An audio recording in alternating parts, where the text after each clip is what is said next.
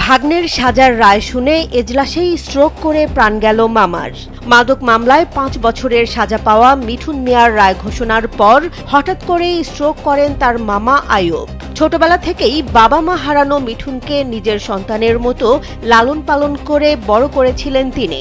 সেই প্রিয় ভাগ্নের রায় শুনেই এজলাসে ভেঙে পড়েন আইয়ুব। মুহূর্তেই তিনি অচেতন হয়ে যান। এক্সপার্ট ইঞ্জিনিয়ারদের দক্ষ হাতে দেশের মানুষকে প্রতিদিন সুরক্ষিত রাখার প্রত্যয় নিয়ে এলো সেফ সার্কিট ব্রেকার। দ্রুত তাকে রাজধানীর ন্যাশনাল মেডিকেল কলেজ হাসপাতালে নেওয়া হলে চিকিৎসক মৃত ঘোষণা করেন। স্ট্রোকজনিত কারণেই তার মৃত্যু হয়েছে বলে নিশ্চিত করেছেন কর্তব্যরত চিকিৎসক। ঘটনার সময় মিঠুন আদালতে উপস্থিত ছিলেন। তিনি দেখেছেন তার মামা অসুস্থ হয়ে পড়েন।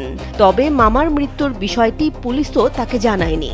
রায় শেষে নীরবে প্রিজন ভ্যানে তোলা হয় মিঠুনকে। তিনি জানতেন না তার জীবনের এই রায়ই শেষ করেছে আরেকটি জীবন।